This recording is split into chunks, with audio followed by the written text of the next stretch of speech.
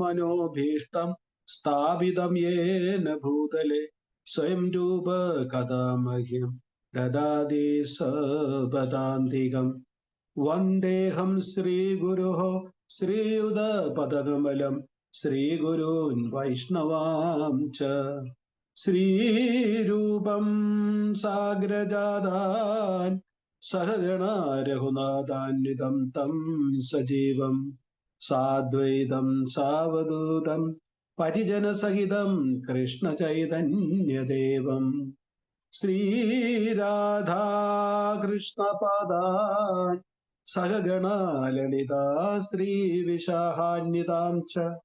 ഹേ കൃഷ്ണ കരുണാ സിന്ധു ദീനബന്ധു ജഗൽപദേ ഗോപേശ ഗോപികാകാന്ത ശ്രീരാധാകാന്ത നമസ്തുതേ. തപ്തകാഞ്ചന ഗൗരാംഗി ശ്രീരാധേ വൃന്ദാവനേശ്വരി വൃഷഭാനുസുതേ ദേവി പ്രണമാമി ഹരിപ്രിയേ. വാഞ്ചാകൽപതരുഭ്യശ്ച കൃപാ സിന്ധുഭ്യയേവ ച പതിതാനാം പാവനേഭ്യോ വൈഷ്ണവേഭ്യോ നമോ നമഃ. നമഃ വിഷ്ണുപാദായ കൃഷ്ണപ്രേഷ്ഠായ ഭൂതലേ ശ്രീമതേ ഭക്തിവേദാന്ത സ്വാമിന്നിതി നാമിനെ. നമസ്തേ സാരസ്വതേ ദേവേ ഗൗരവാണി പ്രചാരിണേ നിർവിശേഷ ശൂന്യവാദി പാശ്ചാത്യദേശതാരിണേ. ജയ ശ്രീകൃഷ്ണ ചൈതന്യ പ്രഭു നിത്യാനന്ദ ശ്രീ അദ്വൈത ഗദാധർ ശ്രീവാസാദി ഗൗരഭക്തവൃന്ദ. ഹരേ കൃഷ്ണ കൃഷ്ണ കൃഷ്ണ ഹരേ ഹരേ, ഹരേ രാമ രാമ രാമ ഹരേ ഹരേ.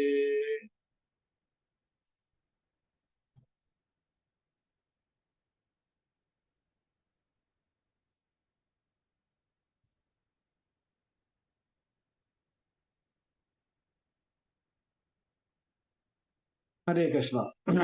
എല്ലാവർക്കും ഇന്നത്തെ ക്ലാസ്സിലേക്ക് സുസ്വാഗതം. ഇപ്പൊ നമ്മള് ഗുരു അഷ്ടകത്തിനെ കുറിച്ചാണ് ചർച്ച ചെയ്തുകൊണ്ടിരിക്കുന്നത്.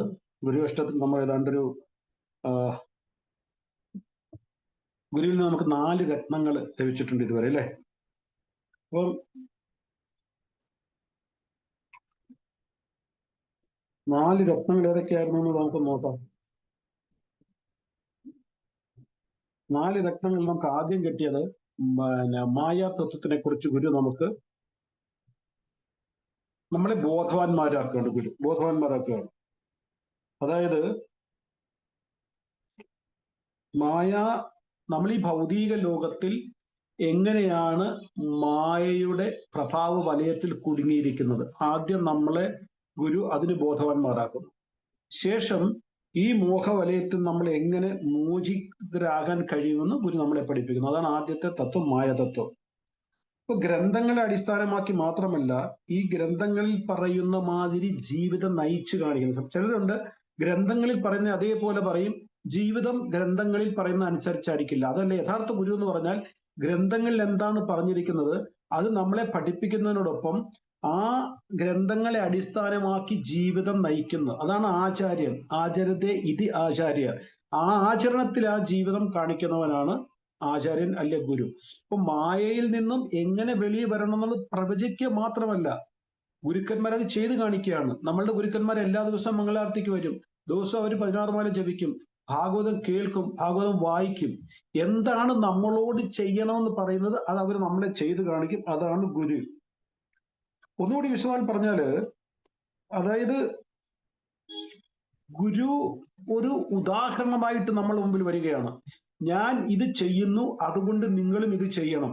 ഈ ഗ്രന്ഥങ്ങൾ ഇത് പറഞ്ഞിട്ടുണ്ട്, ആധ്യാത്മിക ഗ്രന്ഥങ്ങളിൽ ഇത് പറഞ്ഞിട്ടുണ്ട്, അല്ലെങ്കിൽ പൂർവവൃത്തി ആചാര്യന്മാർ ഇപ്രകാരം പറഞ്ഞിട്ടുണ്ട്, അതുകൊണ്ട് ഞാനത് ചെയ്യുന്നു, നിങ്ങളും അത് ചെയ്യണം. ചെയ്യുന്നത് കൊണ്ട് എന്താണ് പ്രയോജനം? അതാണ് ഗുരു നമ്മളെ പഠിപ്പിക്കുന്നത്. അപ്പൊ ഈ അറിവിനെയാണ് നമ്മൾ വിജ്ഞാനം എന്ന് പറയുന്നത്. വിശേഷാൽ കിട്ടുന്ന അറിവിനാണ് വിജ്ഞാനം എന്ന് പറയുന്നത്. ഇത് ആധ്യാത്മികമായ അറിവാണ്. വിജ്ഞാനം എന്ന് പറഞ്ഞു കഴിഞ്ഞാൽ ആധ്യാത്മിക അറിവാണ്. അത് മനസ്സിലാക്കി സൂക്ഷിക്കാൻ വേണ്ടി മാത്രമുള്ളതല്ല, മറിച്ച് അത് ജീവിതത്തിൽ പ്രാവർത്തികമാക്കാനുള്ളതാണ്. പലപ്പോഴും നമ്മൾക്ക് പറ്റുന്ന അബദ്ധം എന്ന് പറഞ്ഞു കഴിഞ്ഞാൽ ആധ്യാത്മിക അറിവ് നമ്മൾക്കുണ്ട്, പക്ഷെ നമ്മൾ അതനുസരിച്ച് ജീവിതം നയിക്കാൻ നമുക്ക് കഴിയുന്നില്ല. ഭൗതികമായ അറിവാന്ന് പറഞ്ഞു കഴിഞ്ഞാൽ അത് നോളജ്, അല്ലെങ്കിൽ ഞാൻ അത് ഇൻഫർമേഷൻ ആണ്, അത് മനസ്സിൽ സൂക്ഷിക്കാനുള്ളതാണ്. അതിപ്പോ ആസ്ട്രേലിയയുടെ തലസ്ഥാനം ഏതാണ്, അമേരിക്കയുടെ പ്രസിഡന്റ് ആണ്, ഇതെല്ലാം മനസ്സിൽ സൂക്ഷിക്കണം, നമ്മൾ പ്രാവർത്തികമാക്കാൻ ഒക്കത്തില്ല. അതൊന്ന് സൂക്ഷിക്കുക, ആവശ്യമുണ്ടെങ്കിൽ എടുക്കുക. പക്ഷെ ആധ്യാത്മിക അറിവതല്ല, അത് നമ്മൾ കേൾക്കുക, വായിക്കുക, പ്രാവർത്തികമാക്കുക. ഇല്ലെങ്കിൽ നമുക്ക് പ്രയോജനമില്ല. ഇൻഫർമേഷൻ അല്ലെങ്കിൽ നോളജും ഈ ആധ്യാത്മിക വിജ്ഞാനവും തമ്മിലുള്ള ഒരു വ്യത്യാസമാണ്.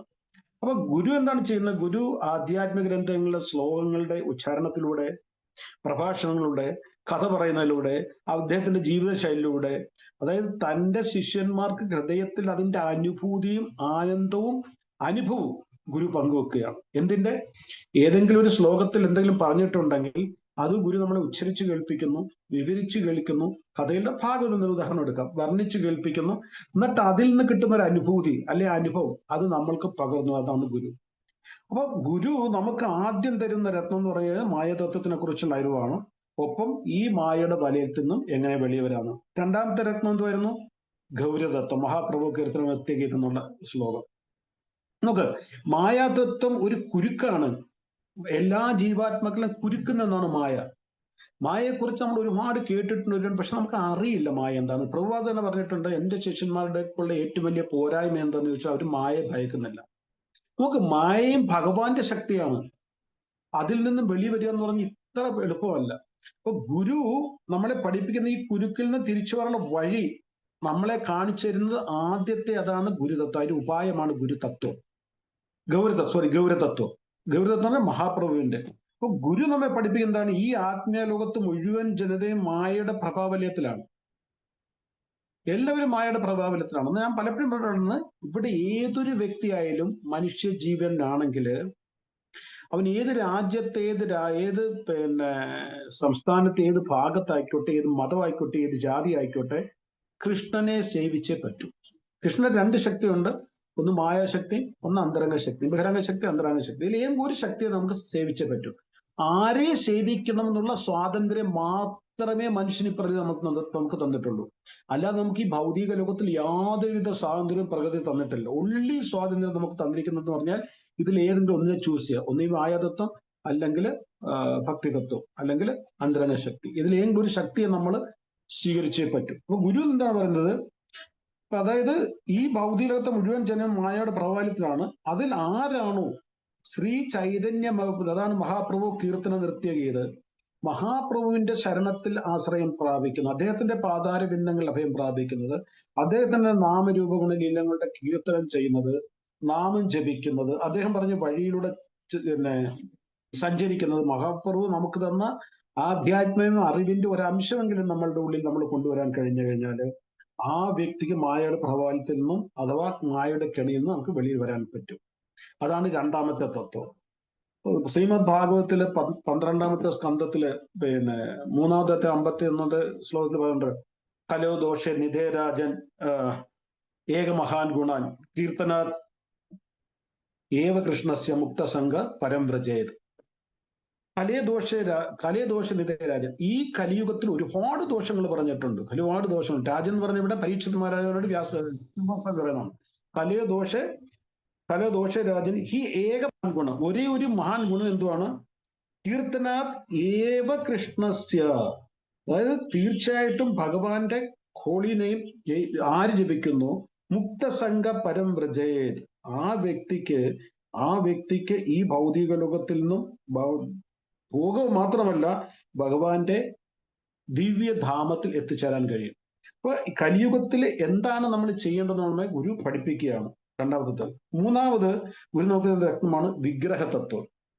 ഗുരു സ്വയം വിഗ്രഹ സേവ ചെയ്യുന്നു മാത്രമല്ല, നമ്മളെ വിഗ്രഹ സേവ ചെയ്യാൻ പഠിപ്പിക്കുന്നു. എങ്ങനെയാണ്? നമുക്കൊക്കെ അറിയാമായിരുന്നു കുട്ടിക്കാലത്ത് എങ്ങനെയാണ് വിഗ്രഹ ചെയ്യേണ്ടത്.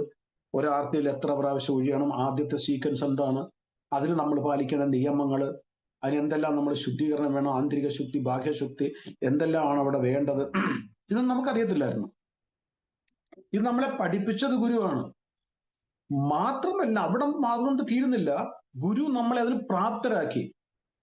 ഇസ്കോണിൽ വരുന്നതിന് മുമ്പ് എപ്പോഴെങ്കിലും നമ്മൾ ചിന്തിച്ചിട്ടുണ്ട് ജീവിതത്തിൽ എപ്പോഴും നമുക്ക് ഭഗവാന്റെ വിഗ്രഹത്തെ ക്ഷേത്രത്തിൽ പൂജിക്കാൻ കഴിയുമെന്ന്? കാരണം നമ്മളാരും ബ്രാഹ്മണരായിട്ടല്ല ജനിച്ചത്. ഉണ്ടായിരിക്കാം ബ്രാഹ്മണൻ, എനിക്കറിയില്ല. നമ്മൾ ബ്രാഹ്മണനായിട്ടല്ല ജനിച്ചത്, ഞാൻ ബ്രാഹ്മണനായിട്ടല്ല ജനിച്ചത്. അതുകൊണ്ട് അങ്ങനെ ഒരു കാര്യം നമ്മൾ സ്വപ്നം പോലും കണ്ടിട്ടില്ല. പക്ഷെ ഇന്ന് എന്ത് ചെയ്തു? ഗുരു നമ്മളെ അത് പഠിപ്പിച്ചു, പ്രാപ്തരാക്കി വിഗ്രഹ സേവയ. അപ്പൊ ആദ്യം മായതത്വം വെളിവരാൻ നമുക്ക് ഗൗരതത്വം തന്നു, അത് കഴിഞ്ഞ് വിഗ്രഹത തന്നു. ഭക്തിയുടെ 64 അംഗങ്ങൾ പറയുന്നതിൽ ഏകദേശം 40 വിഗ്രഹമായിട്ട് ബന്ധപ്പെട്ടതാണ്. 40 വിഗ്രഹമായിട്ട് ബന്ധപ്പെട്ട, അത്ര ഇമ്പോർട്ടൻ്റ് ആണ് വിഗ്രഹ സേവ. അപ്പൊ ഗുരു തരുന്ന നമ്മുടെ 4ാമത്തെ രത്നം എന്ന് പറയുന്നത് പ്രസാദ തത്വം. അതിനെക്കുറിച്ച് നമ്മൾ വിശദമായിട്ട് കഴിഞ്ഞ ക്ലാസ്സിൽ ചർച്ച ചെയ്യാണ്. പ്രസാദത്തിനെ കുറിച്ച് ഗുരു എന്താണ് നമ്മെ പഠിപ്പിക്കുന്നത്? പ്രസാദം നമ്മുടെ നാവിന്റെ തൃപ്തിക്ക് വേണ്ടി, രുചി അറിയാൻ വേണ്ടിയുള്ള വെറൊരു ആഹാരമല്ലത്. അതെന്ന് പറഞ്ഞു കഴിഞ്ഞാൽ, അതായത് ഭഗവാന്റെ അധരാമൃതം പേറിക്കൊണ്ടുവരുന്ന ഒരു തത്വമാണത്. നമ്മൾ പലപ്പോഴും പ്രസാദത്തിനെ കാണുന്നത് വെറും ഒരു ആഹാരമായിട്ട്. ആഹാരമാണ്, പക്ഷെ അതിന്റെ മഹത്വം വേറെയാണ്. കഴിഞ്ഞ ക്ലാസ്സിൽ ഞാൻ പറഞ്ഞതാണ്, അതായത് എപ്രകാരം ഭഗവാന്റെ വേണുവിൽ നിന്നും അനേകം രാഗങ്ങൾ ഉത്ഭവിക്കുന്നു. ഈ രാഗങ്ങൾ മറ്റ് ജീവജാലങ്ങളുടെ, പ്രത്യേകിച്ച് വൃന്ദാവനവാസികളുടെ ഹൃദയത്തിൽ ഭഗവാനെ പ്രതി അനുരാഗം ഉണ്ടാക്കുന്നു. അതേപോലെ പ്രസാദം പ്ലേറ്റിനെ വേണുവായിട്ടും പ്രസാദം പ്ലേറ്റിൽ വരുന്ന വിഭവങ്ങളെ വിവിധ ഭഗവാന്റെ രാഗങ്ങളുമായിട്ട് കണ്ട് നമ്മൾ ആ പ്രസാദം ഗ്രഹിക്കാമെങ്കിൽ നമ്മുടെ ഉള്ളിലും ഭഗവാനെ പ്രതി അനുരാഗമുണ്ടാവും. ഇന്ന് നമുക്ക് ഭഗവാനെ പ്രതി അനുരാഗമുണ്ടോ? അതാണ് ചോദ്യം. ഇല്ല എന്ന് നമുക്ക് എങ്ങനെ മനസ്സിലാക്കാൻ പറ്റും? ആരെങ്കിലും പറയാം ഉണ്ടോ? എന്റെ ആദ്യത്തെ ചോദ്യം ഉണ്ടോ? ഇല്ല എങ്കിൽ അത് എങ്ങനെ നമുക്ക് മനസ്സിലാക്കാൻ പറ്റും? ആരെങ്കിലും അൺമ്യൂട്ട് ചെയ്തിട്ട് പറയാൻ പറ്റുമോ? എന്റെ ചോദ്യം, ഇന്ന് നമുക്ക് ഭഗവാനെ പ്രതി അനുരാഗമുണ്ടോ? ഉണ്ടെങ്കിൽ ഓക്കെ. ഇല്ല എന്നെങ്കിൽ, ഉണ്ടെങ്കിൽ ഉണ്ടെന്ന് അൺമ്യൂട്ട് ചെയ്തിട്ട് പറയാം. ഇല്ലെങ്കിൽ നമുക്കത് എങ്ങനെയാണ് മനസ്സിലാകുന്നത്? ഇല്ല എന്ന് പെട്ടെന്ന് പറഞ്ഞാൽ നമുക്ക് പെട്ടെന്ന് കാര്യങ്ങൾ കഴിയും.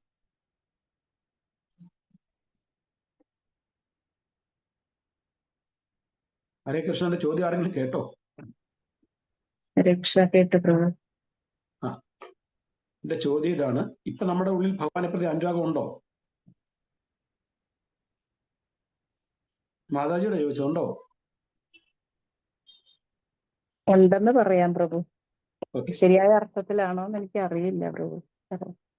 ഞാൻ ഉദാഹരണം പറയാം, അപ്പൊ അതായിരിക്കും മനസ്സിലാവും. അൺമ്യൂട്ട് ചെയ്താലോ. ഒരു യുവാവിന് ഒരു യുവതിയോട് അനുരാഗം തോന്നിക്കഴിഞ്ഞു കഴിഞ്ഞാൽ അവന്റെ ബോധത്തിൽ, അവന്റെ ചേതലിൽ അവജിക്കുമ്പോഴും നടിക്കുമ്പോഴും കുഴിക്കുമ്പോഴും എല്ലാം ചിന്തിക്കുന്ന ആരെ കുറിച്ചായിരിക്കും? ആ യുവതിയെ കുറിച്ചായിരിക്കും. അതെ. എപ്പോഴും നീ കഴിച്ചോ, നീ ഉണ്ടോ, നീ ഉടുത്തോ, നീ കഴിച്ചെങ്കിൽ എത്ര കഴിച്ചു, കൂട്ടാൻ, അത് കല്യാണം കഴിഞ്ഞ് ചോദിക്കത്തില്ലെന്ന് അറിയത്തില്ല, അറ്റ്ലീസ്റ്റ് അനുരാഗ സമയത്ത് ചോദിച്ചിരിക്കുന്നത്. എപ്പോഴും നോക്കുന്നതെല്ലാം ഫോൺ ചെയ്യുക, മെസ്സേജ് ചെയ്യുക. അതേപോലെ കൃഷ്ണാവബോധത്തിൽ 24 മണിക്കൂറും കഴിയാൻ നമുക്ക് കഴിയുന്നുണ്ടെങ്കിൽ നമ്മുടെ ഉള്ളിൽ ഭഗവാനെ പ്രതി അനുരാഗമുണ്ട്. മാതാജി പറഞ്ഞത് ശരിയാണ്. അത് ഒരു ദിവസം കൊണ്ട് വരുന്നതല്ല, ക്രമേണ ഗ്രാജുവലി വരുന്നതാണ്. അപ്പൊ നമ്മുടെ ഉള്ളിൽ അനുരാഗത്തിന്റെ ഒരു മുട്ടെങ്കിലും, ഒരു പൊട്ടെങ്കിലും ഉണ്ടെങ്കിൽ അത് മാത്രമേ നമുക്ക് ഭഗവാനെ സ്നേഹിക്കാൻ കഴിയൂ. നമുക്ക് വൈദിക ഭക്തിയിൽ നിന്ന് രാഗാനുക ഭക്തിയിലേക്ക് പോകണമെങ്കിൽ ആ അനുരാഗം വളർന്നു വരണം. ഇന്ന് നമ്മൾ വൈദിക ഭക്തിയാണ് ചെയ്യുന്നത്. ആരെങ്കിലും പറഞ്ഞ് ജപിക്കാൻ നമ്മൾ ജപിക്കും. ഞാൻ നിങ്ങളോട് ചോദിക്കും, നമ്മൾ എന്തിനാ ജപിക്കുന്നത്? ആരെങ്കിലും ഉത്തരം പറയാം. എന്തിനാണ് നമ്മൾ ജപിക്കുന്നത്? മാല ജപിക്കുന്നത് എന്തിനാ? ഹരേ കൃഷ്ണ, ആരും ജപിക്കുന്നില്ലേ? നമ്മുടെ ഗുരു പറഞ്ഞതനുസരിച്ച് ഒരു സാധന പോലെ ചെയ്യുന്നു, അത്രേ ആയിട്ടുള്ളൂ. വേറെ ആരെങ്കിലും?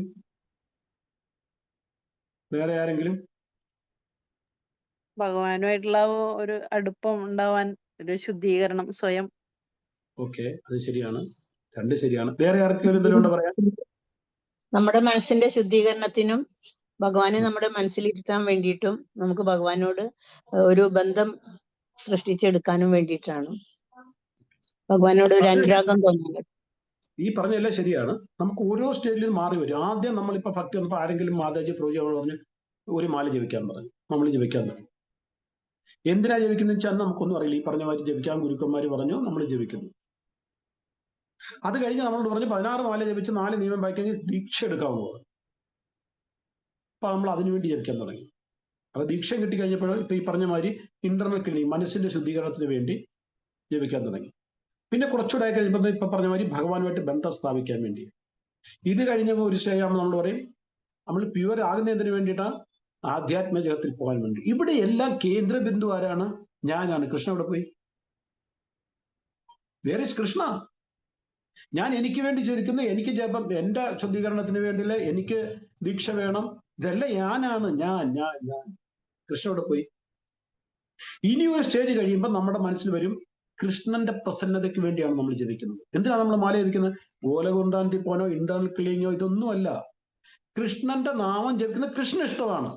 Four Krishna I am chanting. ഇന്ന് നമ്മൾ അത് പറഞ്ഞു കഴിഞ്ഞാൽ അത് മനസ്സിൽ തട്ടിയല്ല, ഹൃദയത്തിൽ തട്ടിയല്ല, ആരോ പറഞ്ഞു കേട്ട് നമ്മൾ പറയുന്നു. അല്ല, നമ്മുടെ മനസ്സിൽ ആ ബോധം വരണം. ആ ബോധം നമുക്ക് തരുന്ന ഗുരുവാണ്. അപ്പൊ നമുക്കിതൊന്നും അറിയാത്ത നമ്മളെ ഇതെല്ലാം പഠിപ്പിച്ചു തരുന്ന ഗുരുവാണ്. ആ ഗുരുവിന്റെ പാതാരബിന്ദങ്ങളാണ് നമ്മൾ ഗുരുവാഷ്ടത്തിൽ നമസ്കരിക്കുന്നത്. ഇത് ഇനിയും കൃഷ്ണന്റെ പ്രസാദത്തിന് വേണ്ടി, കൃഷ്ണന്റെ പ്രസന്നതയ്ക്ക് വേണ്ടി നമ്മൾ ജപിച്ചു കഴിയുമ്പോൾ നമുക്ക് എന്താണ് കിട്ടുന്നത്? എന്താണ് നമുക്ക് ഫലം? കൃഷ്ണന്റെ പ്രസന്നതയുണ്ട്, പക്ഷെ അതുകൊണ്ട് എനിക്കെന്താ പ്രയോജനം? അത് നമുക്ക് ഇന്ന് ചർച്ച ചെയ്യുന്നുണ്ട്. അതുകൊണ്ട് ഞാൻ ഇപ്പൊ അതിനകത്ത് കയറുന്നില്ല.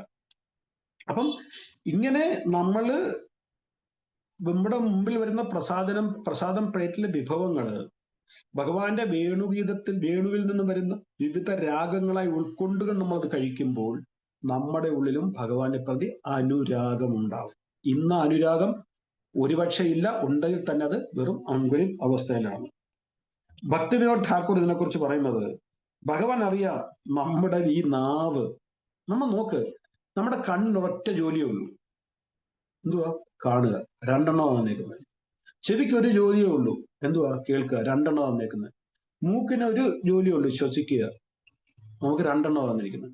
വായിക്ക് 2 ജോലിയുണ്ട്, തന്നു പോകുന്നു. ഒന്ന് വർത്താനം പറയാൻ, 2 ആഹാരം കഴിക്കാനും 2 ജോലിയുണ്ട്. തന്ന എന്താ? ഒരെണ്ണം. കാരണം എന്താ? ഈ ഒരെണ്ണം കൊണ്ട് നമ്മൾ അടങ്ങിയിരിക്കുന്നില്ല. പ്രജൽപ്പം, കശുവിശ എന്ന് പറയാണ്. അപ്പൊ നമ്മുടെ പ്രജൽപ്പം എന്ന് പറഞ്ഞാൽ അറിയാമെന്ന് വിചാരിക്കുന്നു. പ്രജൽപ്പം എന്ന് പറഞ്ഞാൽ ആവശ്യമില്ലാത്ത, കൃഷ്ണനെ കുറിച്ച് അല്ലാത്ത എന്ത് സംസാരം അതെല്ലാം പ്രജൽപ്പം. അപ്പൊ ഭക്തിവിനോദ് ഠാക്കൂർ പറയുന്നത്, കൃഷ്ണൻ അറിയാം നമ്മുടെ നാവ് നമ്മൾ ദുരുപയോഗം ചെയ്യുമെന്നുള്ളത്. ആ ദുരുപയോഗത്തിനെ തടയിടാൻ വേണ്ടിയാണ് ഭഗവാന്റെ ഹൈതു കൃപയാൽ, ഭഗവാന്റെ അധരാമൃതം പേറിയ മഹാപ്രസാദം നമുക്ക് തരുന്നത്. ഇങ്ങനെങ്കിലും ഇവന്റെ നാവൊന്ന് അടങ്ങട്ടും. അത് നമ്മളെ പഠിപ്പിക്കുന്നതാണ് ഗുരു. ഇനി ഗുരു നമുക്കായി തരുന്ന 5ാമത്തെ തത്വം എന്താണെന്ന് നോക്കാം. 5ാമത്തെ തത്വമാണ് ശ്രീരാധിക മാധവയോരപാര മാധുര്യ ലീല ഗുണരൂപനാംന പ്രദക്ഷിണ സ്വാഘനലോലുപസ്യ വന്ദേ ഗുരുശ്രീ ചരണാരവിന്ദം. ഇതാണ് രാധാ കൃഷ്ണ തത്വം. അതായത് നമ്മുടെ ജീവിത ലക്ഷ്യം ഈ രാധാകൃഷ്ണ തത്വമാണ്. ആ ലക്ഷ്യത്തിലുള്ള മാർഗമാണ് 2ഉം 3ഉം 4ഉം ശ്ലോകം. ഗൗരതത്വം, വിഗ്രഹതത്വം, പ്രസാദതത്വം. ഇതിനെ 3 നമ്മൾ ഫോളോ ചെയ്യുമ്പോൾ നമുക്ക് രാധാകൃഷ്ണ തത്വത്തിൽ എത്തിച്ചേരാൻ പറ്റും. രാധാകൃഷ്ണ തത്വത്തിലേക്ക് നമ്മൾ പോകുന്ന അനുസരിച്ച് മായയുടെ കെട്ടുകൾ അഴിഞ്ഞുകൊണ്ടിരിക്കും. തിരിച്ചും പറയാം, മായയുടെ കെട്ടുകൾ അഴിഞ്ഞുകൊണ്ടിരിക്കുന്ന അനുസരിച്ച് നമ്മൾ രാധാകൃഷ്ണ തത്വത്തിലേക്ക് പ്രവേശിക്കും. അപ്പൊ ഇവിടെ ഗുരു എന്താണ് ചെയ്യുന്നത്? ആദ്യം നമ്മുടെ ജീവിത ലക്ഷ്യം എന്താണെന്ന് നമ്മെ പഠിപ്പിക്കുന്നു. നമ്മുടെ ജീവിതത്തിൽ ഒരേ ഒരു ലക്ഷ്യം എന്ന് പറയുന്നത് എന്തുവാണ്?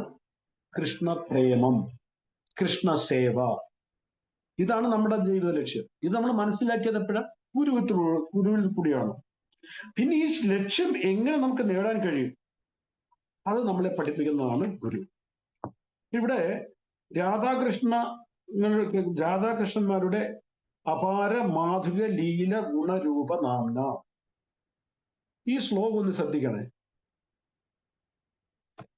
ശ്രീരാധിക മാധവയോരപാര മാധുര്യ ലീല ഗുണ രൂപ നാമം. ആർക്കെന്തെങ്കിലും ഒരു പ്രത്യേകത തോന്നുന്നുണ്ടോ ഇതിനകത്ത് ഞാൻ പറഞ്ഞതില്? ശ്രീരാധിക മാധവയോരപാര മാധുര്യ ലീല ഗുണ രൂപ നാം. എന്തെങ്കിലും പ്രത്യേകത തോന്നുന്നുണ്ടോ ആർക്കെങ്കിലും? ഭക്തിയുടെ ഭാവങ്ങളല്ലേ പ്രഭു പറഞ്ഞ? എന്തോ? ഭക്തിയുടെ ഭാവങ്ങൾ, ഭഗവാന്റെ ലീലകള്, ഗുണങ്ങള്. അല്ല മതി, ആ സീക്വൻസ് നോക്കണം. മാധുര്യ ലീല ഗുണ രൂപ നാമം. നമ്മളെന്താ പറയുന്നത്? ആദ്യം പറയാറ് നാമരൂപ ഗുണലീല. പറയുന്നത് അല്ലേ? നമ്മളെ തിരിച്ചല്ലേ അവർ നമ്മളോട് നാമരൂപ ഗുണലീലകൾ കേൾക്കണം അങ്ങനെയാണ് പറയാറ്. ഇവിടെ തിരിച്ചാ പറഞ്ഞേക്കുന്നത്. എന്താണത് നമുക്ക് നോക്കാം. അപ്പൊ ഇവിടെ നമ്മുടെ ക്രമം എന്ന് പറഞ്ഞാൽ നാമരൂപ ഗുണലീല. അതായത് നമ്മൾ ഭഗവാന്റെ നാമം നിരന്തരം ജപിക്കുമ്പോൾ, ഇപ്പൊ മാതാജി പറഞ്ഞ മാതിരി തന്നെ നമ്മുടെ ഹൃദയം ശുദ്ധീകരിക്കുന്നു. ആ ഹൃദയത്തിൽ നമ്മുടെ ഹൃദയം ശുദ്ധീകരിച്ചു കഴിയുമ്പോൾ ആ ഹൃദയത്തിൽ ഭഗവാന്റെ രൂപം നമുക്ക് വെളിപ്പെടും. ഹൃദയത്തിൽ ആ രൂപം വെളിപ്പെട്ട് കഴിയുമ്പോൾ, നാമ രൂപം വെളിപ്പെട്ട് കഴിയുമ്പോൾ, അപ്പൊ ഇവിടെ കാരണം എന്ന് പറഞ്ഞു കഴിഞ്ഞാല് ഗുരുവിന്റെ തിരിച്ചു വരാനുള്ള കാരണം എന്ന് പറയുന്നത്, അതായത് നമ്മള് നാമം ജപിക്കുമ്പോൾ ഹൃദയത്തിൽ രൂപം പ്രത്യക്ഷപ്പെടുന്നു. ഭഗവാൻ എന്ന് ഗുരു എന്ന് പറഞ്ഞു കഴിഞ്ഞാൽ ഭഗവാന്റെ നിത്യസിദ്ധ ഭക്തനാണ്. ആൾറെഡി നാമം ജപിച്ച് ഹൃദയശുദ്ധി വരുത്തി ഭഗവാന്റെ രൂപത്തെ ഹൃദയത്തിൽ പ്രതിഷ്ഠിച്ചവരാണ് ഗുരു. അപ്പൊ ഗുരുവിന്റെ അടുക്കൽ, ഗുരുവിന്റെ മുമ്പിൽ നേരെ ഭഗവാന്റെ നിത്യലീല ഹൃദയത്തിൽ പ്രകടമാകും. ഭഗവാൻ അവിടെ ആൾറെഡി ഉണ്ട്. അപ്പൊ ഗുരുവിന് നാമം ജപിച്ച് ഹൃദയശുദ്ധീകരണത്തിന്റെ ആവശ്യമില്ല. ഗുരുവിന്റെ ഹൃദയം ആൾറെഡി ശുദ്ധീകരിക്കപ്പെട്ടതാണ്. അവിടെ ഹൃദയത്തിൽ അവിടെ ഭഗവാൻ വസിക്കുന്നത് കൊണ്ട് നേരിട്ട് ലീല ഗുരു ആദ്യം ലീല കാണുന്നു ഭഗവാന്റെ. ഈ ലീലകൾ രാധാകൃഷ്ണന്റെ, അതായത് രൂപത്തിന്റെ അല്ലെങ്കിൽ വർണ്ണനകളുടെ പ്രദർശനമാണ്. രൂപത്തിന്റെ പ്രദർശനമാവുന്ന ഈ സമയത്ത് എല്ലായിടത്തും അവർക്ക് കാണാൻ പറ്റും. ഹൃദയത്തിൽ ഒരു പ്രാവശ്യം ഭഗവാൻ ഇരുന്ന് കഴിഞ്ഞു കഴിഞ്ഞാൽ ഹൃദയശുദ്ധിന് ശേഷം എവിടെ നോക്കുന്നു അവിടെ അവർക്ക് കൃഷ്ണനെ കാണാൻ പറ്റും. തമാല വൃക്ഷത്തിൽ പോയിട്ട് രാധാറാണി ആലിംഗനം ചെയ്യുന്നതിന്റെ നിറം കണ്ടിട്ട് കാർമേഘൻ കാണുമ്പോൾ കൃഷ്ണ ഓർക്കുമായിരുന്നു, യമുനയെ കാണുമ്പോൾ കൃഷ്ണ ഓർക്കുമായിരുന്നു. എന്ത് കണ്ടാലും കൃഷ്ണ ഓർക്കാൻ കഴിയും. ഈ അവസ്ഥയിൽ നമ്മുടെ ഗുരു എത്തും. അതുകൊണ്ടാണ് ഗുരുവിന്റെ തിരിച്ചു പറഞ്ഞത്. അതായത് ലീലയും രൂപവും ഗുണവും ലീല ഗുണ രൂപനാമം തിരിച്ചു പറഞ്ഞത് നമ്മുടെ നാമരൂപ ഗുണലീലകളാണ്. അത് ഈ സമയത്ത് ഭഗവാന്റെ ഇത് കണ്ടു കഴിയുമ്പം ഗുരു ഭഗവാനെ സ്തുതിക്കുന്നു, ഭഗവാന്റെ നാമം കൊണ്ട് സ്തുതിക്കുന്നു. അപ്പൊ ആലോചിക്കുക, ആൾറെഡി ഹൃദയശുദ്ധി വന്നു, ഗുരുവിന്റെ ഹൃദയത്തിൽ ഭഗവാൻ ഇരിക്കുന്നു. ആ ഭഗവാനെ എവിടെയും ഗുരുവിന് കാണാൻ കഴിയുന്നു. ആ കാണുന്ന സമയത്ത് ഗുരു നാമം ജപിക്കുന്നു. അപ്പൊ നാമം അവസാനമാണ് ഗുരു. ഇന്ന് ഗുരു നാമം ജപിക്കുന്നതിന് സോളമാല ജപിക്കുന്നത് എന്തിനാണ്? നമ്മളെ പഠിപ്പിക്കാൻ. ഗുരു ജപിക്കാതിരുന്നു കഴിഞ്ഞു കഴിഞ്ഞാൽ നമ്മളും ജപിക്കത്തില്ല. ഹൃദയശുദ്ധീകരണത്തിന് വേണ്ടിയല്ല നമ്മുടെ ഗുരു എന്ന് മാല ജപിക്കുന്നത്. രണ്ട് കാരണങ്ങൾ. ഒന്ന്, ഗുരുവിന് കൊടുത്ത പ്രതിജ്ഞ, ഞാൻ ദിവസവും ഹരേ കൃഷ്ണ മന്ത്രം 16 മാല ജപിച്ചോളന്ന്. 2, ഗുരുവിന് ആ ഭഗവാനെ ഹൃദയത്തിൽ പ്രതിഷ്ഠിച്ചിട്ട് ആ മാധുര്യം നുകരുമ്പോൾ ഉണ്ടാകുന്ന അനുഭൂതിയിൽ നിന്നും ഭഗവാന്റെ നാമം ഓട്ടോമാറ്റിക്കലി വന്നുകൊണ്ടിരിക്കുകയാണ്. അപ്പൊ നമ്മൾ എങ്ങനെയാണ് തുടങ്ങുന്നത്? നാമരൂപ ഗുണലീല. അതായത് ഭഗവാന്റെ നാമം നമ്മൾ നിരന്തരം ജപിക്കുമ്പോൾ ക്രമേണ നമ്മൾ രുചി ആസക്തി നിഷ്ഠ, അല്ലെ? രുചി നിഷ്ഠ ആസക്തി, അത് ശ്രദ്ധ സാധുസംഗ് ഭജനക്രിയ അനത്നിവൃത്തി നിഷ്ഠ രുചി ആസക്തി. നിഷ്ഠ രുചി ആസക്തിയുടെ ഭാവം ചെല്ലുമ്പോൾ, അതായത് അനർത്ഥ നിവൃത്തി, ഹൃദയത്തിലുള്ള മാലിന്യങ്ങളെല്ലാം പോയി കഴിഞ്ഞാൽ നിഷ്ഠ രുചി ആസക്തിയിൽ ചെല്ലു കഴിയുമ്പോൾ നമ്മുടെ ഹൃദയത്തിൽ ഗുരുവിന്റെ ഭഗവാന്റെ രൂപം പ്രകടമാണ്. നമ്മളിപ്പോ ഇവിടെ ഏതാണ്? അനർത്ഥ നിവൃത്തിയുടെ സ്റ്റേജിലാണ് നമ്മൾ. അതിന് എത്ര ജന്മം എടുക്കും, എത്ര വർഷമൊക്കെ നമുക്കറിയില്ല. ഈ സ്റ്റേജ് കഴിഞ്ഞാൽ മാത്രമേ ഹൃദയത്തിൽ ഭഗവാൻ പ്രകടമാകൂ. ഏത് ഹൃദയത്തിൽ അനർത്ഥങ്ങളുണ്ടോ ആ ഹൃദയത്തിൽ ഭഗവാൻ പ്രകടമാകില്ല. നമുക്കൊരു കസേര ഇരിക്കണമെങ്കിൽ തന്നെ ആ കസേര നമ്മൾ തുടച്ചിട്ടല്ലേ ഇരിക്കത്തുള്ളൂ, വൃത്തിയുള്ളിടത്ത് നമ്മൾ ഇരിക്കത്തുള്ളൂ. അനർത്ഥം എന്ന് പറഞ്ഞാൽ കാമക്രോധ മോഹലോളം എന്ന് പറഞ്ഞു കഴിഞ്ഞാൽ അത് മാലിന്യമാണ്. ആ മാലിന്യമുള്ളിടത്ത് എങ്ങനെ ഭഗവാൻ ഇരിക്കുന്നത്? ആ മാലിന്യം പോകുന്ന അവസ്ഥയാണ് ശുദ്ധാവസ്ഥ, അല്ലെങ്കിൽ ശുദ്ധ ഭക്തരെന്ന് പറയുന്ന അർത്ഥം. അവിടെ ശുദ്ധത്തിലാണ്. എന്തിനാണ് ശുദ്ധം? നമ്മുടെ ശുദ്ധഭക്തര് ശുദ്ധഭക്ത പ്രതി എന്തിനാണ് ശുദ്ധം? ഇവിടെ ഹൃദയത്തിന് ശുദ്ധമാക്കിയവര്. എന്തിനു ശുദ്ധമാക്കി? ഭഗവാനെ ഇരുത്താൻ. എങ്ങനെ ശുദ്ധമാക്കി? ഈ പറഞ്ഞ സീക്വൻസ്, അതായത് ആദ്യം മായ തത്വം വെളിവരാൻ വേണ്ടി നാമം ജപിക്കുന്നു, വിഗ്രഹാരാധന ചെയ്യുന്നു, മഹാപ്രഭു ലീലകൾ പാടുന്നു, പ്രസാദം ഭക്ഷിക്കുന്നു. അങ്ങനെ ക്രമേണ ആ മാലിന്യങ്ങൾ പോയി കഴിഞ്ഞപ്പോൾ ആ ഹൃദയത്തിൽ ഭഗവാൻ വസിക്കാൻ തുടങ്ങി. നമ്മളെ അവിടെ എത്തിക്കാൻ വേണ്ടിയാണ് ഗുരു പാടാപ്പാട് ചെയ്യുന്നത്. അതുകൊണ്ടാണ് ബ്രഹ്മസംഹിതയിൽ പറയുന്നത് പ്രേമാഞ്ജന ചുരിത ഭക്തി വിലോചനേന സവേഹൃദയേഷു വിലോകയന്തി എം ശ്യാമസുന്ദര അചിന്ത്യ ഗുണസ്വരൂപം. അതായത് സദൈവ ഹൃദയേഷു വിലോകയന്തി, ഹൃദയത്തിൽ എപ്പോഴും ഇരിക്കട്ടെ എന്നാണ് പറയുന്നത് ഗുരു പറയുന്നത്. പ്രേമാഞ്ജന ബ്രഹ്മാവ് പ്രാർത്ഥിക്കുന്നത് എന്താണ്? ഹൃദയത്തിൽ എപ്പോഴും ഭഗവാനെ കാണാൻ വേണ്ടി. ദാമോദരാഷ്ടകത്തിലെ ആ ശ്ലോകം ഉണ്ടല്ലോ, വരം ദേവ അല്ലെ, വരം ദേവ മോക്ഷം വരുന്നു. അതിന്റെ 2ാമത്തെ വരിയിൽ പറയുന്നത് ഇതന്തേ ബഹുർനാഥ ഗോപാല ബാലം സദാമേ മനസ്യ മനസ്സ്യ, മനസ്സിൽ ഭഗവാൻ ഇരിക്കട്ടെ എന്നാണ് പറയുന്നത്, മനസ്സിൽ.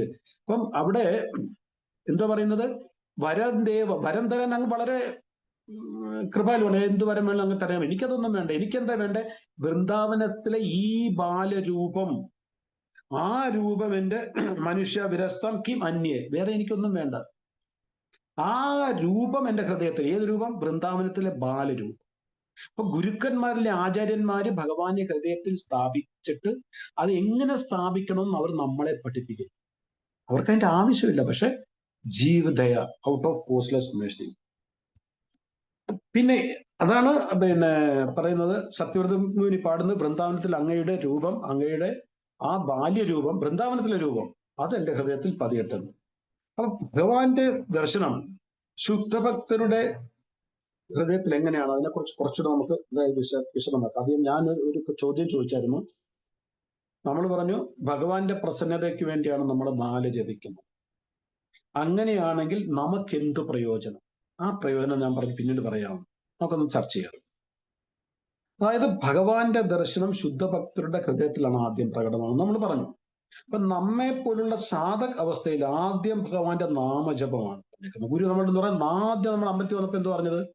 ഏക് മാല ജപ്, അല്ലെങ്കിൽ 4 മാല എത്രയായാലും ജപിക്കാൻ പറയും. ആദ്യം നാമജപമാണ്. നാമജപത്തിലൂടെ ഹൃദയം ശുദ്ധമാകുമ്പോൾ ഭഗവാൻ ആ ഹൃദയത്തിൽ പ്രകടമാകുമെന്ന് ഞാൻ പറഞ്ഞിപ്പോഴും.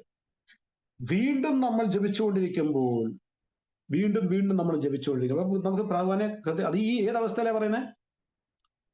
രുചി, നിഷ്ഠ, ആസക്തി, ആ സ്റ്റേജിൽ നമ്മൾ എത്തിക്കഴിയുമ്പോൾ അനർത്ഥനിവൃത്തി തുടങ്ങുമ്പോൾ തന്നെ നമുക്ക് ഹൃദയത്തിൽ ഭഗവാനെ ഫീൽ ചെയ്യാൻ തുടങ്ങും. അനർത്ഥനിവൃത്തിയുടെ പരിപൂർണമായിട്ട് മാറുന്നതിന് മുമ്പ് തന്നെ കുറെ കാമക്രോധ മോഹലോധങ്ങളൊക്കെ ഒതുങ്ങി കഴിയുമ്പോൾ തന്നെ നമുക്ക് പലപ്പോഴും ജപിക്കുമ്പോൾ ഭഗവാനെ ഹൃദയത്തിൽ ഫീൽ ചെയ്യാൻ കഴിയും. അതിന് പല രൂപത്തിൽ, ചതുർഭുജ രൂപത്തിലോ, വൃന്ദാവനത്തിലെ കൃഷ്ണനായിട്ടോ, മധുരയിലെ കൃഷ്ണനായിട്ടോ, ദ്വാരയിലെ കൃഷ്ണനായിട്ടോ ഒക്കെ നമുക്ക് ഫീൽ ചെയ്യാൻ കഴിയും. ചിലപ്പോൾ ചിലർക്ക് രാമന്റെ രൂപത്തിലായിരിക്കും. അവരവരുടെ ഇഷ്ടമനുസരിച്ച് പ്രകടമാകാൻ തുടങ്ങും. അത് കഴിഞ്ഞ് വീണ്ടും വീണ്ടും നമ്മൾ ഭഗവാന്റെ നാമം ജപിക്കുമ്പോൾ ഭഗവാന്റെ ഗുണങ്ങൾ പ്രകടമാകും. അതാണ് ഏറ്റവും എന്ന് പറയുന്നത്. അതിന് വീണ്ടും നമ്മൾ ചെയ്യുന്ന ഗുണം പ്രകടമെന്ന് പറഞ്ഞു കഴിഞ്ഞാൽ, അതായത് നമുക്ക് ഭഗവാന്റെ മധുര സ്വരങ്ങൾ നമുക്ക് കേൾക്കാൻ പറ്റും ജപിക്കുമ്പോൾ. നമ്മൾ ധ്യാനപൂർവ്വമായിരിക്കും ആ സമയത്ത് ജനിക്കുന്നത്, നമ്മുടെ മനസ്സ് ജപിക്കുന്നത്. കാരണം നമ്മുടെ മനസ്സ് ചഞ്ചലമാകില്ല, ഹൃദയം ശുദ്ധമായി. അങ്ങനെ പരിപൂർണ ധ്യാനത്തിൽ ജപിക്കുമ്പം, പരിപൂർണമായിട്ട് നമ്മൾ മനസ്സിനെ ഏകാഗ്രമാക്കി ജപിക്കുമ്പോൾ ഭഗവാന്റെ മധുര സ്വരം നമ്മൾക്ക് കേൾക്കാൻ പറ്റും കർണത്തിന്. ഭഗവാന്റെ പാദസ്വരത്തിന്റെ കിലുകില ശബ്ദം നമുക്ക് കേൾക്കാൻ പറ്റും. നമ്മൾ ഒറ്റയ്ക്ക് ജപിക്കുമ്പം, ഒറ്റയ്ക്കായാലും ഭക്തരുടെ കൂടെ ആയാലും, നമ്മൾ ആ സമയത്ത് ഒറ്റയ്ക്കെന്ന് പറയാൻ കാരണം നമ്മളുടെ മനസ്സ് ഏകാഗ്രമാണ്. ആ സമയത്ത് നമുക്ക് ഭഗവാന്റെ നമ്മൾ നടന്നടുത്ത് വരുന്നതായിട്ട് തോന്നും. ഭഗവാന്റെ ആ പാദസ്വരത്തിന് കുറച്ചുകൂടെ കഴിയുമ്പോൾ നമുക്ക് ഭഗവാന്റെ വേണുനാഥം കേൾക്കും. ഇത് ഞാൻ ഗോലോകത്തിലെ കാര്യം പറയുന്നതല്ല, കൊച്ചിയിൽ ഇരുന്നുകൊണ്ട് നമുക്ക് കേൾക്കാൻ പറ്റുന്ന കാര്യമാണ് പറയുന്നത്. അപ്പൊ നമ്മുടെ ഹൃദയം ശുദ്ധമായി കഴിയുമ്പോൾ നമുക്ക് ഏകാഗ്രത കൊണ്ട് ഭഗവാന്റെ നാമം ജപിക്കുമ്പം ഭഗവാന്റെ മധുര ശബ്ദം നമ്മുടെ പേര് വിളിക്കുന്നതായിട്ട് നമുക്ക് അനുഭൂതി ഉണ്ടാകും. രാധ, അല്ലെങ്കിൽ എന്താണ് പേര്, ആ പേരിൽ നമുക്ക് കേൾക്കാം. അതായത് ഭൂദേവി മാതാജി ആണെങ്കിൽ ഭൂദേവി എന്ന് വിളിക്കുന്ന നമുക്ക് കേൾക്കാം. അല്ലെ ഗീത എന്ന് വിളിക്കാം, അല്ലെങ്കിൽ ഇന്ദുമതി, അല്ലെ ജയന്തി, അല്ലെ നരോത്തം പ്രഭു എന്ന് വിളിക്കുന്നത് നമുക്ക് കേൾക്കാൻ പറ്റും. ആ സമയത്ത് ഭഗവാന്റെ പാദസ്വരങ്ങളുടെ ചിൽ ശബ്ദം കേൾക്കാൻ പറ്റും. അത് കഴിഞ്ഞാൽ ഭഗവാന്റെ വേണുനാഥം നമ്മൾക്ക് കേൾക്കാൻ പറ്റും. ആ അവസ്ഥയെക്കുറിച്ചൊന്ന് ആലോചിച്ച് നോക്കുക. അപ്പൊ ഈ ഭഗവാന്റെ അതുകൂടെ കുറച്ചുകൂടെ കഴിയുമ്പോൾ ഭഗവാന്റെ ശരീരത്തിൽ നിന്ന് വരുന്ന സുഗന്ധം ആസ്വദിക്കാൻ പറ്റും. ആ അവസ്ഥയിൽ ഭഗവാന്റെ, നമ്മളിപ്പോഴും ഭൗതിക ലോകത്തിലാണ്, ഇവിടെ നിന്ന് ഭഗവാന്റെ ശരീരത്തിന്റെ സുഗന്ധം ആസ്വദിക്കാൻ കഴിയും. ഇതെല്ലാമാണ് ഭഗവാന്റെ ഗുണങ്ങൾ. അപ്പൊ നാമരൂപ ഗുണങ്ങൾ. ഇത് കഴിയുമ്പോൾ ഒരു സ്റ്റേജ് വരും, അതായത് ഭഗവാന്റെ ദർശനം നമുക്ക് ശരിക്കും കിട്ടും. കണ്ണു തുറന്നല്ല, കണ്ണ് അടച്ചു വെച്ചിട്ട് ഹൃദയത്തിൽ നമുക്ക് ദർശനം കിട്ടും. അവിടെ ഭഗവാന്റെ നിത്യലീലകൾ പ്രകടമാകും. ഗോലോക വൃന്ദാവനത്തിലെ നിത്യലീലകൾ കാണുമ്പോഴാണ് ഭക്തൻ അവിടെ പൊട്ടി കരയും. ആ ലീലകൾ കാണുമ്പോൾ പൊട്ടി കരഞ്ഞുകൊണ്ട് ആ ലീലകൾ, ഇതൊക്കെ ഒരു ദിവസത്തെ അല്ലെങ്കിൽ ഒരു കാര്യമല്ല പറയുന്നത്, അതിങ്ങനെ വർഷങ്ങൾ നടന്നുകൊണ്ടിരിക്കും. ഇപ്പൊ ഭഗവാന്റെ സ്വരം നമ്മൾ കേട്ടു. ചിലപ്പോൾ അത് കഴിഞ്ഞ് വർഷങ്ങൾ കഴിയുമ്പോഴായിരിക്കും ഭഗവാന്റെ പാദസരത്തിന്റെ കാര്യം വീണ്ടും ആ ക്ലീനിങ് പ്രോസസ്സ് നടക്കണം, ശുദ്ധീകരണം നടക്കുകയാണ്. അത് കഴിഞ്ഞ് ചിലപ്പോൾ വർഷങ്ങൾ കഴിയുമ്പോഴായിരിക്കും ചിലപ്പം ഭഗവാന്റെ വേണുനാഥം കേൾക്കുന്നത്. അത് കഴിഞ്ഞായിരിക്കും നമ്മൾ അതിന്റെ സുഗന്ധം ഒക്കെ ആസ്വദിക്കാൻ നമുക്ക് ലാസ്റ്റ് സ്റ്റേജിലാവും. ഭഗവാന്റെ അതായത് ഭഗവാന്റെ ദർശനം കിട്ടി, ഭഗവാന്റെ ലീലകൾ കാണുന്ന ഈ അവസ്ഥയിൽ ഭക്തൻ പൊട്ടിക്കരഞ്ഞുകൊണ്ട് കൃഷ്ണനോട് പറയും, പ്രാർത്ഥിക്കും, ഞാൻ ഈ ലീലകൾ കണ്ടു, എന്നാണ് എനിക്ക് ഈ ലീലയിൽ പ്രവേശിക്കാനുള്ള അവസരം അങ്ങ് തരുന്നത്? എനിക്ക് അങ്ങയുടെ ലീലകൾ കാണാൻ പറ്റുന്നുണ്ട്, പക്ഷെ ഈ ലീലയിൽ എന്നാണ് എനിക്ക് പ്രവേശിക്കാനുള്ള അവസരം കിട്ടുന്നത്? ഹൃദയം പൊട്ടി, അതായത് ആ ഉത്കണ്ഠ, അതായത് എനിക്ക് എപ്പോഴും ഇതിൽ പങ്കെടുക്കാൻ കഴിയുമെന്നുള്ള ഉത്കണ്ഠ നമ്മൾ ഉണ്ടായിട്ട്, ആ ഉത്കണ്ഠയുടെ ഉച്ചകോടിയിൽ നമ്മൾ എത്തിക്കഴിയുമ്പോഴാണ് നമ്മളുടെ ഭൗതിക ശരീരം നമ്മൾ ഉപേക്ഷിച്ചിട്ട് ആ ലീലയെ പ്രവേശിക്കുന്നത്. അതാണ് നാമം ജപിക്കുന്നതിൽ നമുക്കുള്ള പ്രയോജനം. പറഞ്ഞതെല്ലാം ശരിയാണ്, നാമം ജപിക്കണം, ഗുരു പറഞ്ഞു, ആൾക്കാർ പറഞ്ഞു, ശുദ്ധീകരണം വേണം, കൃഷ്ണനായിട്ട് കണക്കാക്കണം. പക്ഷെ അന്തിമ പ്രയോജനം എന്തുവാണെന്ന് ചോദിച്ചാൽ ഇതാണ്. അതുവരെ അല്ല, അത് കഴിഞ്ഞ് നമ്മൾ നാമം ജപിക്കും.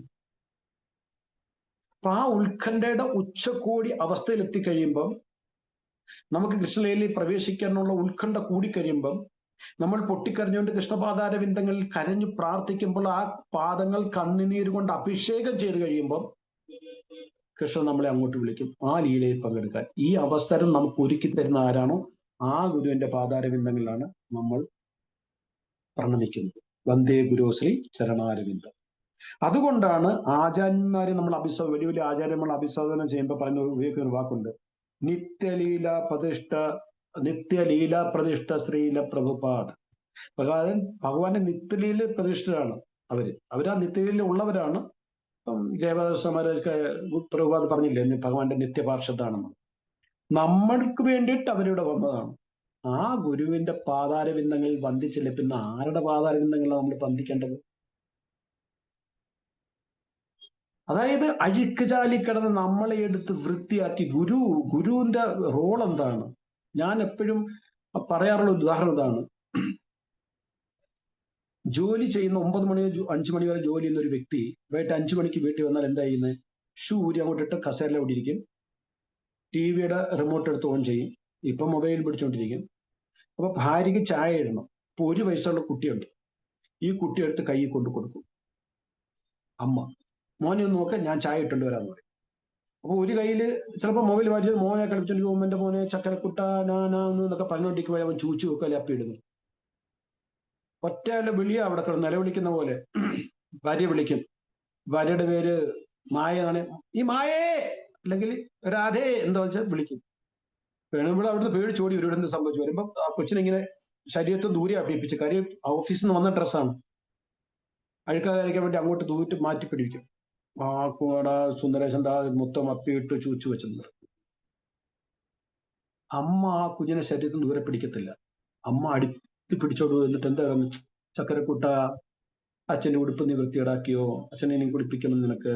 എന്നിട്ട് അകത്ത് കൊണ്ടുപോയി വാഷ്റൂമിൽ കൊണ്ടുപോയി എല്ലാം ഊരി മാറ്റി കഴുകി സോപ്പിട്ട് വൃത്തിയാക്കി തുടച്ച് ഉണക്കി അകത്ത് കൊണ്ടുപോയി പൗഡറൊക്കെ ഇട്ട് പുതിയ ഡ്രസ്സ് ഇട്ട് വീണ്ടും ഈ റൂമിൽ വരുമ്പം അച്ഛൻ വാ അച്ഛൻ്റെ ചക്കരക്കുട്ടോ വാ മോനെ എന്ന് പറഞ്ഞു കൊടുക്കും.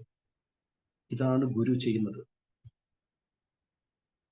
അനർത്ഥങ്ങളുടെ മലമൂത്രത്തില്, കാമക്രോധ മോഹ ലോഭ മതമാശകളുടെ മലമൂത്രത്തിൽ കിടന്ന് ഉരുളുന്ന നമ്മളെ ഗുരുവെടുത്ത് പ്രാപ്തരാക്കി ശുദ്ധീകരിച്ച് വൃത്തിയാക്കി കൃഷ്ണനെ ഏൽപ്പിക്കുന്നു. ഇതാ അങ്ങയുടെ ഭക്തനെ ഞാൻ കൊണ്ടുവന്നിരിക്കുന്നത്.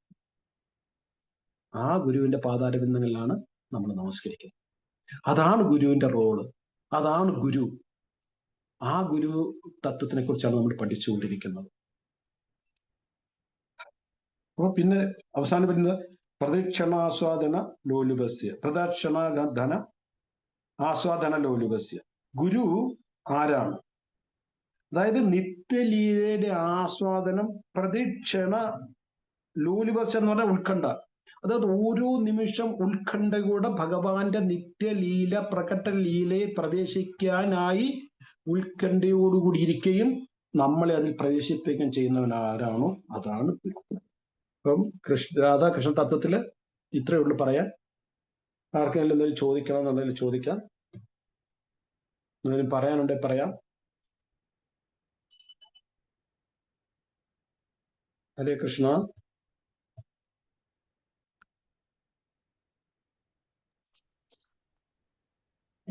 ഹലോ, ഹരേ കൃഷ്ണ കേൾക്കാമോ? പ്രഭു. ഹരേ കൃഷ്ണ പ്രഭു, ഹരേ കൃഷ്ണ. പ്രണാമം. പ്രണാം. വളരെയധികം ടച്ചിങ് ആയി. ഇത്രയധികം നല്ലൊരു എക്സാമ്പിളോട് കൂടിയിട്ട് പ്രഭു നല്ല വിശദീകരിച്ചു തന്നു. പിന്നെ ഇതിന്റെ ചാൻഡിങ്ങിന്റെ സ്റ്റേജസ്. പക്ഷെ നമ്മളൊക്കെ ആ ഒരു ഇത് എങ്ങനെ ആ ഒരു ലെവലിലേക്ക് എത്തുക എന്നുള്ള ഒരു ഇപ്പോഴും എത്ര ചൊല്ലി തുടങ്ങുമ്പോഴേ കോൺസെൻട്രേഷൻ, തുടക്കത്തിലുള്ള കോൺസെൻട്രേഷൻ അത് പിടിച്ച് കൊണ്ടുവരാനുള്ള അത്രയും പെടാപ്പാടാണ് വിടുന്നത്. അറ്റൻഡീവ് ചാണ്ടിങ് എന്താണെന്നറിയോ? ആ, നമ്മളിപ്പോൾ ഉള്ള സാധകാവസ്ഥയിൽ അറ്റൻഡീവ് ചാണ്ടിങ് എന്താന്ന് പറഞ്ഞു കഴിഞ്ഞാൽ 2 കാര്യങ്ങൾ നമ്മൾ ചെയ്യണം. ഇത് ചെറിയ വെക്കാൻ പറ്റും. ഒരു മിനിറ്റ്. ഞാൻ എന്തോ ഒരു പണി ചെയ്തത്. ഞാൻ പറയുന്നത് കേൾക്കാവുന്നുണ്ടല്ലോ അല്ലെ? കേൾക്കാം. ഒന്ന്, നമ്മൾ ഓരോ സിലബിളിലും ശ്രദ്ധിക്കണം. ഓരോ ശബ്ദത്തിലും ഓരോ അക്ഷരത്തിലും ശ്രദ്ധിക്കണം. ജപിക്കുമ്പോൾ കേൾക്കണം. കേൾക്കുന്ന 2 രീതിയിൽ. ഒന്ന് വെറും ശബ്ദം കേൾക്കും, മനസ്സിലാകത്തില്ല. ഇത് അത് പരിപൂർണമായിട്ട് കേൾക്കുന്ന രീതിയിൽ നമ്മൾ ഹരേ കൃഷ്ണ, ഹായും രായും നമ്മൾ കേൾക്കണം. ഓരോ ശബ്ദവും കേൾക്കുമ്പോൾ മനസ്സ് ഓടിപ്പോവും. ഈ ഓടിപ്പോകുന്ന മനസ്സിനെ തിരിച്ചവിടെ കൊണ്ടുവെക്കണം. ഇതാണ് നമ്മുടെ സ്റ്റേജിലുള്ള അറ്റൻഡീവ് ചാണ്ടിങ്. ഒന്ന്, നമ്മൾ ആ ശബ്ദത്തിൽ ശ്രദ്ധിക്കണം. 2, ഓടിപ്പോകുന്ന മനസ്സിനെ തിരിച്ചു കൊണ്ടുവരണം. ഈ 2 കാര്യങ്ങൾ ചെയ്തു കഴിഞ്ഞാൽ അറ്റൻഡീവ് ചാണ്ടിങ് ആവും. പെട്ടെന്ന് നമ്മളുടെ ജപം കൂടുതൽ നമുക്ക് ആസ്വദിക്കാൻ പറ്റും. അഭ്യാസേന കൗന്ദയ എന്ന് പറയുന്നത് നമ്മൾ ദിവസം ചെയ്യുമ്പം അത് പ്രാക്ടീസ് ആയിട്ട് മാറും. പെട്ടെന്ന് നമ്മൾ മറന്നു പോകും. പെട്ടെന്ന് ഓർക്കണം, അയ്യോ ഞാൻ കേട്ടില്ല, എന്റെ ശ്രദ്ധ എവിടെ പോയി. അപ്പൊ ഉടനെ ഹരേ കൃഷ്ണ കൃഷ്ണ കൃഷ്ണ ഹരേ ഹരേ, ഹരേ രാമ രാമ രാമ ഹരേ ഹരേ, ഹരേ കൃഷ്ണ. ആ ശബ്ദത്തിലായിരിക്കും നമ്മുടെ കോൺസെൻട്രേഷൻ. 2 നമ്മൾ ഒരിക്കലും, ഞാൻ ഒരു ഇതുണ്ടാക്കി വെച്ചു, ഞാൻ നിങ്ങളെ കാണിക്കാതെ. എന്റെ വീഡിയോക്ക് എന്താ വീഡിയോ ഞങ്ങൾക്ക് വിസിബിൾ ആണ്. പ്രഭുവിന് ഞങ്ങൾ കാണണ്ടല്ലോ. Okay, no problem. ഞാനൊരു കാർഡ് എന്റെ പോക്കറ്റിൽ ഉണ്ടാക്കി വെച്ചിരിക്കുന്നതാണ്. ഇത് എഴുതിയിരിക്കുന്ന ഞാൻ വായിക്കാം. Sorry I am sorry that I am unable to speak with you right now as my chanting not yet completed. If it is not very urgent may I call you later. Please pardon me. Hare Krishna. ഞാനിത് മലയാളം പറയാം, ക്ഷമിക്കണം. ഞാൻ എനിക്ക് നിങ്ങളോട് സംസാരിക്കാൻ കഴിയുന്നില്ല, കാരണം എന്റെ ജപം തീർന്നിട്ടില്ല. ഇത് വളരെ അർജന്റ് അല്ലെങ്കിൽ ഞാൻ കുറച്ച് കഴിഞ്ഞിട്ട് നിങ്ങളെ വിളിച്ചോടട്ടെ. എന്നോട് ക്ഷമിക്കണം. ഇതെന്റെ പോക്കറ്റിൽ വെക്കില്ല ജപിക്കുമ്പോൾ. ആരെങ്കിലും വന്നതിൽ സംസാരിച്ച് ഇതെടുത്ത് കാണിക്കും. ഇപ്പൊ ആരും എല്ലാവർക്കും അറിയാം. അതുകൊണ്ട് ഞാൻ ജപിക്കുമ്പം ഞാൻ സംസാരിക്കണമെന്നുണ്ടെങ്കിൽ അത്ര അത്യാവശ്യം എന്ത് ചെയ്യും, 2 മാലയുടെ ഇടയ്ക്കുള്ള സമയം, ഒരു മാല മൊത്തം ജപിച്ചു കഴിഞ്ഞിട്ട് നമ്മൾ മന്ത്രം പഞ്ചതത്വ മന്ത്രം ചൊല്ലിയതിന് ശേഷം സംസാരിക്കും. അതല്ലാതെ ഞാൻ അറിയാതെ ചിലപ്പോൾ സംസാരിച്ചു കഴിഞ്ഞാൽ എക്സ്ട്രാ ഒരു മാല ഞാൻ ജപിക്കാൻ തരും. അതിന് വേണ്ടിയിട്ട് ഇന്ന് ഞാൻ എക്സ്ട്രാ മാല ജപിച്ചു. എന്തോ ഇടയ്ക്ക് എനിക്ക് സംസാരിക്കേണ്ടി വന്നു. ഇന്നലെയും ജപിച്ചു. എന്നത് ഭഗവാനോട് ഞാൻ സോറി പറയും. പ്രഭുപാദിനോടും ഞാൻ എന്താ ഇത് പറഞ്ഞു വെച്ചാൽ നിങ്ങൾക്ക് അതുപോലെ ഫോളോ ചെയ്യാൻ പറ്റുമോ. നിത്യാനന്ദ പ്രഭുവിന്റെ അടുക്കലും പോയിട്ട് ഞാൻ മനസ്സിൽ തട്ടി പ്രാർത്ഥിക്കും. എനിക്ക് ശ്രദ്ധയോടും ഭക്തിയോടും എന്നും ഭഗവാനെ 64 മാല ജപിക്കാൻ അവിടുത്തെ അനുഗ്രഹം കൃപാകർഷമാണ്. ഇന്നത്തെ നാമജപത്തിലുള്ള അപരാധങ്ങൾ അശ്രദ്ധ മൂലം ഞാൻ ജപിച്ച് എന്നോട് പുറത്ത് മാപ്പാക്കണം ഞാൻ പ്രാർത്ഥിക്കും എവരി ഡേ. സത്യം പറയും, ഇപ്പം ഒരു 6 മാസം കൊണ്ട് അത് ചെയ്യുന്ന തുടങ്ങിയതാണ്. ഈ 6 മാസം കൊണ്ട് അതിന്റെ പ്രയോജനം എനിക്ക് ഫീൽ ചെയ്യുന്നുണ്ട്. അപ്പൊ നമ്മൾ ശ്രമിച്ചുകൊണ്ടിരുന്നു കഴിഞ്ഞാൽ എല്ലാം നമുക്ക് നടക്കും. പക്ഷേ എനിക്ക് ശ്രദ്ധാപൂർവ്വം ജപിക്കാൻ പറ്റില്ല നമ്മൾ അങ്ങനെ മാറി അങ്ങനെ തന്നെ പോകും. നമുക്കത് എങ്ങനെ ഇമ്പ്രൂവ് ചെയ്യാൻ പറ്റുമെന്ന് നമ്മൾ ചിന്തിക്കുമ്പോൾ മനസ്സിൽ തന്നെ ഇതൊക്കെ വരും. 10ാമത്തെ നാമപരാധം എന്താ? ഭഗവാൻ 10ാമത്തെ നാമപരാധം എന്ന് പറയുന്നത് ഭഗവാൻ ഹരിനാം ക, അത് മലയാളത്തിൽ എന്താ, മലയാളത്തിൽ എങ്ങനെയാ നമ്മൾ ഹിന്ദിയിലാണ് പഠിക്കുന്നത്. അതുകൊണ്ട് ഭഗവാന്റെ ദിവ്യനാമങ്ങളുടെ മഹാത്മ്യം മനസ്സിലാക്കിയിട്ടും പൂർണ്ണ വിശ്വാസമില്ലാതെ വീണ്ടും ഭൗതിക ആസക്തി പുലർത്തുന്നതും അശ്രദ്ധമായി നാമം ജപിക്കുന്നതും അപരാധമാണ്. ശ്രദ്ധാപൂർവം നാമം ജപിക്കുന്ന ഒരു അപരാധമാണ്. അപ്പൊ നമ്മൾ നാമം ജപിക്കുമ്പോൾ വേറൊരാളോട് വർത്താനം പറഞ്ഞാൽ അത് ശ്രദ്ധാപൂർവമാണോ അശ്രദ്ധാപൂർവമാണോ? അശ്രദ്ധാപൂർവമായില്ലേ? അപ്പൊ അശ്രദ്ധാപൂർവം നാമം ജപിക്കുന്ന ഒരു അപരാധമാണ്. നമ്മൾ എന്നും അപരാധം ചെയ്യുമല്ലേ, പിന്നെ എങ്ങനെ നമ്മൾ ഭക്തിയിൽ മുന്നോട്ട് പോകുന്നേ?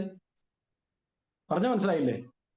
അശ്രദ്ധാപൂർവം നാമം ജപിക്കുന്നതും ഒരു അപരാധമാണ്. ആ അപരാധം നമ്മൾ ദിവസം ചെയ്യുകയാണെങ്കിൽ നമ്മൾ ഭക്തിയിൽ മുമ്പോട്ട് എങ്ങനെ പോകുന്നത്? പലരും ചോദിക്കും എനിക്ക് ടേസ്റ്റ് വരുന്നില്ല. കാരണം ഇതാണ്, ഭക്തിയുടെ ഏറ്റവും വലിയ ഒരു ഇമ്പോർട്ടന്റ് ഫാക്ടർ എന്ന് പറയുന്നത് നാമജപമാണ്. അതുപോലെ ശരിക്കും നമ്മൾ ചെയ്യുന്നില്ല, പിന്നെ ബാക്കിയുള്ള കാര്യം എന്തോ പറയുന്നത്. അപ്പൊ നമ്മൾ ദിവസം നാമജപം ചെയ്യുമ്പോൾ നമുക്ക് ഭക്തി മുമ്പോട്ട് പോകാൻ പറ്റില്ല. ആ 2 മണിക്കൂർ എന്ന് പറഞ്ഞാൽ നാമജപം എന്ന് പറഞ്ഞാൽ നമ്മൾ വെറും ഒരു ശബ്ദത്തിന്റെ അല്ലെങ്കിൽ എണ്ണത്തിന്റെ അല്ല അത്. നമ്മൾ നമ്മളെ ഭഗവാന്റെ പാതാരം എന്തെങ്കിലും സമർപ്പിക്കുകയാണ്. കൃഷ്ണ, നീ അല്ലാതെ എനിക്ക് ആരുമില്ല. ബസ് ആ ഒരു ഭാവത്തോടെ ജപിക്കണം, എങ്കിൽ മാത്രമേ പറ്റൂ. നമ്മൾ കൗണ്ടിങ് ആണ് നോക്കുന്നത്. കൗണ്ടിങ്ങിനോടൊപ്പം കൗണ്ടിങ് വേണം, അതിനോടൊപ്പം ക്വാളിറ്റിയും കൂടെ നോക്കണം. ആ ക്വാളിറ്റി നോക്കുമ്പോൾ നമ്മൾ ഈ നാമം ജപിച്ചുകൊണ്ടിരിക്കാൻ നമ്മുടെ അശ്രദ്ധ വഴി അവിടെ നോക്കുന്ന മൊബൈൽ അതായത് ഈ ഭഗവാന്റെ ശുദ്ധഭക്തി ഒരു കൈ കൊണ്ടാണ് ജപിക്കുന്നത്, നമ്മൾ 2 കൈ കൊണ്ട് ജപിക്കും. ഇതുകൊണ്ട് ഇങ്ങനെ, ഇതുകൊണ്ട് ഇങ്ങനെ.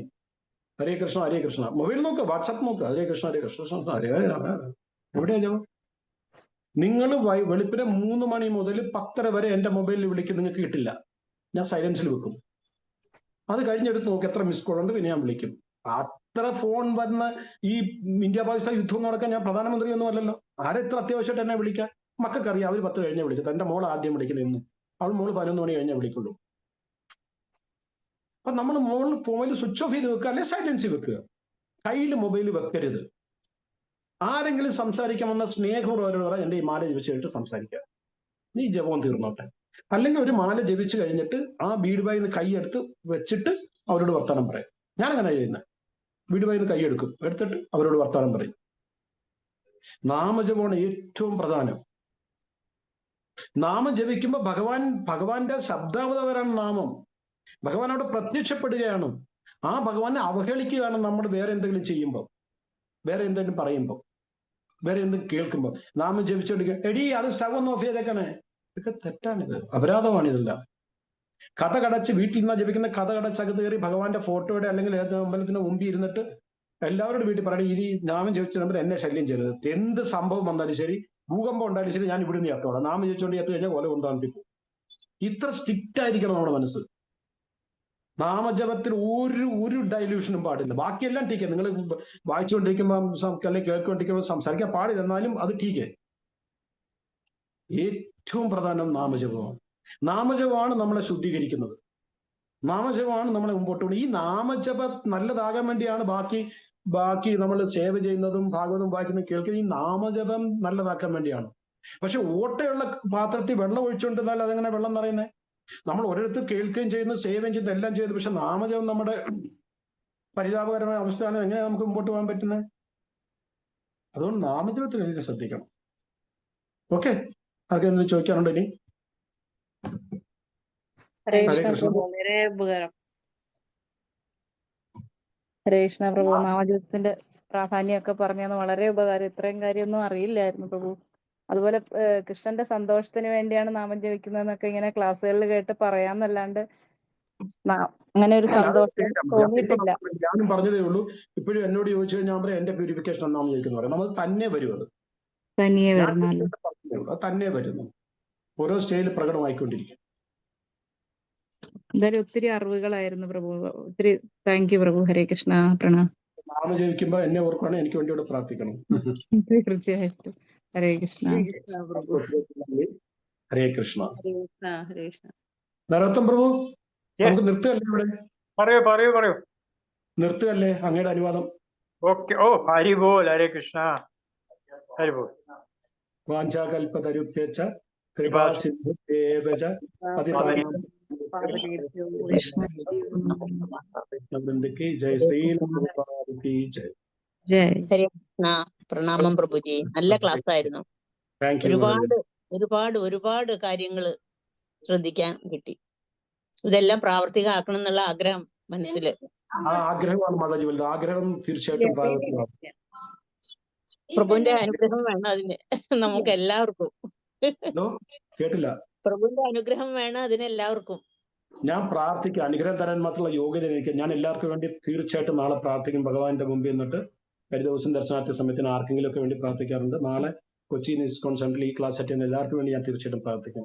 അനുഗ്രഹം തരാൻ മാത്രമുള്ള ഒരു അർഹത എനിക്കില്ല. ഹരേ കൃഷ്ണ. ഹരേ കൃഷ്ണ. Thank you Prabhu. ഹരേ കൃഷ്ണ ജി. പ്രഭു, ഇത് കഴിഞ്ഞാൽ പിന്നെ ഗൗരാരതി അതിനെ കുറിച്ചിട്ടും പറയണം പ്രഭു. ഇത് കഴിയണത് വിഷമമുണ്ട് പെട്ടെന്ന്. നമുക്ക് ഇഷ്ടംപോലെ വിഷയങ്ങളുണ്ടല്ലോ ചർച്ച, ഇഷ്ടംപോലെ ചർച്ചയുണ്ട്. ഉം. അത് കഴിഞ്ഞിട്ട് വേറൊരു വിഷയം എനിക്ക് ചർച്ച ചെയ്യാൻ ആഗ്രഹിക്കുന്നുണ്ട്. 2 ക്ലാസ്സേ കാണത്തുള്ളത്. നമുക്ക് ഭക്തിയിൽ എങ്ങനെ തീവ്രത വരുത്താവും. ഉം. അത് നല്ല വിഷയമാണെന്ന് എനിക്ക് തോന്നുന്നു. അത് നല്ല നമുക്ക് വിഷയം. 2 ക്ലാസ് കൊണ്ട് അത് തീർക്കാം. വേണം പ്രഭുജി, അത് വേണം പ്രഭുജി. ഓക്കെ, ചെറിയ ഓക്കെ. ചെറിയ കാര്യങ്ങൾ നമ്മൾ അത് മനസ്സിലാക്കാൻ പറ്റും. ഓക്കെ, ഹരേ കൃഷ്ണ. ഹരേ കൃഷ്ണ.